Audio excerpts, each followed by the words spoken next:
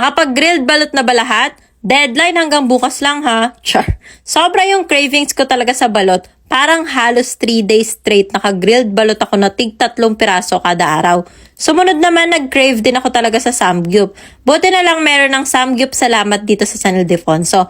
Ramen din, Diyos ko. SM Pampanga pa para lang makapag-ramenagi. Nag-take out lang talaga ako sa SM Pampanga nito at sa Jollibee ko na kinain dahil yung mga kasama ko Jollibee yung gusto. Hindi naman halatang gustong-gusto ko ng ramen sa laki ng pagsubo ko, diba? At eto pa nga. Buti na lang talaga merong tiga dito sa amin na nagbagyo at nagpapasabay. Kaya ayan, nakapagpabili ako ng yema at ube. Kung walang pasabay, baka maakyat pa ng bagyo nang wala sa oras. Char. Gustong-gusto ko lang talagang pinapapak tong yema. 3 bote tong yema na pinabili ko at naubos ko na yung isa. Eto namang ube, 5 o 6 ata yung pinabili ko. Ayan, pinapapak ko lang din siya. Dami kong cravings, no? Akala ko din talaga cravings lang eh. Pero eto nga pala yung dahilan. Yes! Baby number 3 is coming. Tapos na kami sa first trimester. Bukod sa cravings, pagiging antukin lang talaga yung naramdaman ko sa buong first try. Nagsuka siguro ako mga 1 beses lang. Napakabait ng baby number 3, diba? Sana hanggang paglabas.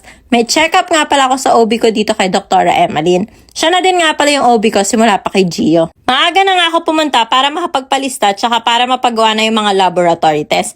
Ayan, 60 kilos na kami ni baby. Nakuha ko na din yung urinalysis at CBC ko. Naghihintay na nga lang ako dito para sa ultrasound namin ni baby. Say hi to our little peanut. Okay naman lahat kay baby. Weight, lahat ng measurements at heartbeat.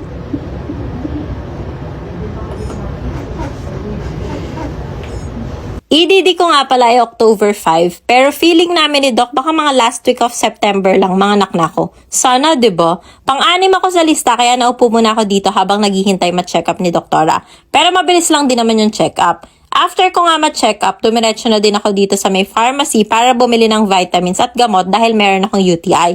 Eto lang naman yung mga binigay sa akin na gamot at yung para sa UTI, 1 week na gamutan. After 10 days nga, pagkatapos ng gamot, balik ulit ako kay doktora para magpa-urinalysis ulit. Ako nga lang pala yung pumupunta sa OB ko para hindi na magpunta pa dito sa ospital yung mga bata. Ayan nga at urinalysis lang ulit ako. Sobrang aga ko nga dito at sa sobrang aga ko. Sa dinami-dami ng naging check-up ko dito kay doktora, ngayon lang ako nauna sa lista talaga.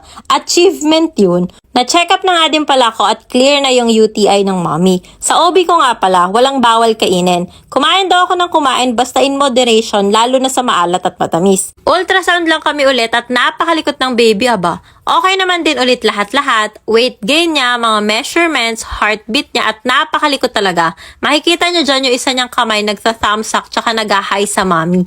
Diba? Napaka-cutie. Si Gio nga pala, tuwang-tuwa siya nung nalaman niya na magkaka-baby ulit. Sa totoo lang, gusto niya talaga kambal. Diyos ko po. Si Jess naman, no at ayaw talaga yung sinasabi niya kapag sinasabi namin na may baby sa tiyan ni mommy. See you, baby number 3. Love ka namin nila daddy, kuya at ate.